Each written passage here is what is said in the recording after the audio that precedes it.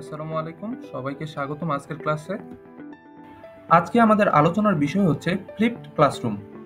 এটি কি, কিভাবে শ্রেণী কার্যক্রম ও শিখন পদ্ধতি পরিচালনা করে, আইসিটি ব্যবহারের মাধ্যমে কিভাবে শিখন পদ্ধতিকে ইন্টারঅ্যাক্টিভ করে তোলে এবং এর সুবিধা ও অসুবিধা নিয়ে আলোচনা করা হবে।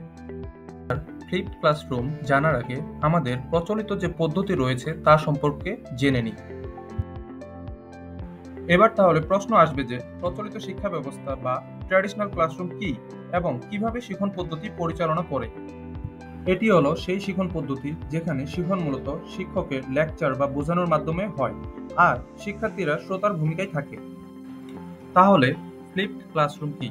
ফ্লিপড ক্লাসরুম হচ্ছে প্রচলিত শ্রেণী ব্যবস্থার উল্টো পদ্ধতি।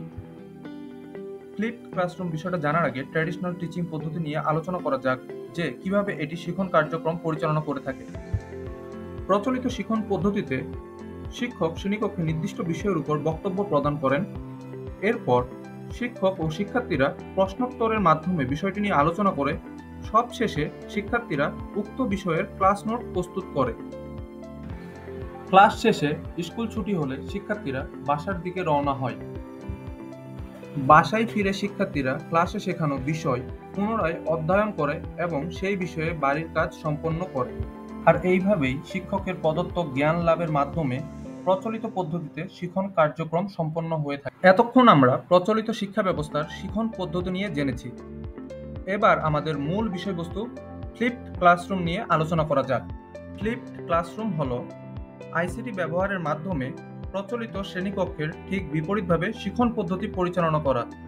অর্থাৎ ফ্লিপড ক্লাসরুম পদ্ধতিতে শিক্ষার্থীরা বাসায় অনলাইন ক্লাস ও শিক্ষকের দেওয়া উপকরণ পড়ে বিষয়বস্তু সম্পর্কে জানবে আর শ্রেণীকক্ষে আলোচনা, প্রজেক্ট ও অ্যাসাইনমেন্টের মাধ্যমে তা গভীরভাবে আয়ত্ত করবে। এবার আমরা আলোচনা করব ফ্লিপড ক্লাসরুমের শিখন পদ্ধতি বা ফ্লিপ টিচিং স্টাইল নিয়ে। প্রথমত, এই পদ্ধতিতে শিক্ষক ডিজিটাল মাধ্যমে শিক্ষা উপকরণ শেয়ার করেন, যেমন শিক্ষক email, Google classroom, WhatsApp group বা বিভিন্ন অনলাইন প্ল্যাটফর্ম ব্যবহার করে পাঠ্য বিষয়ক নোট, ভিডিও প্রেজেন্টেশন বা অন্যান্য শিক্ষা উপকরণ শিক্ষার্থীদের সাথে শেয়ার করেন। এরপর শিক্ষার্থীরা বাসায় শিক্ষক প্রদত্ত উপকরণগুলো অধ্যয়ন করে এবং সেগুলোর ভিত্তিতে বিভিন্ন প্রশ্ন তৈরি করে।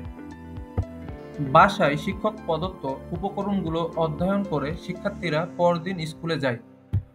এরপর ক্লাসরুমে শিক্ষার্থীরা বিষয়টি নিয়ে আলোচনা করে, সমস্যা সমাধান করে এবং গ্রুপ ওয়ার্ক ও প্রজেক্টের মাধ্যমে গভীর জ্ঞান অর্জন করে ও বাস্তবধর্মী শিক্ষা লাভ করে।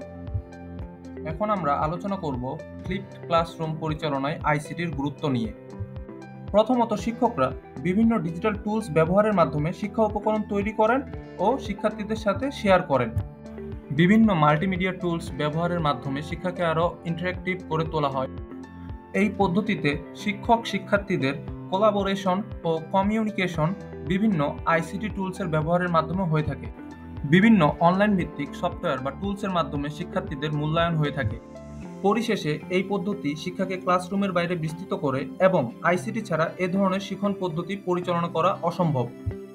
ফ্লিপড ক্লাসরুমে বিভিন্ন টুলস, সফটওয়্যার ও হার্ডওয়্যার ব্যবহার করা হয়, যেমন YouTube, digital device, Google classroom, social media ও ওয়েবসাইট এক্সপ্লোরের মাধ্যমে শিখন পদ্ধতি সম্পন্ন হয়। এই প্রক্রিয়ায় শিক্ষার্থীর সম্পৃক্ততা বৃদ্ধি পায়, দীর্ঘমেয়াদী জ্ঞান ও দক্ষতা অর্জনে সহায়ক ভূমিকা পালন করে এবং ক্লাসের সময়কে আরও কার্যকরভাবে ব্যবহারের নির্দেশনা প্রদান করে।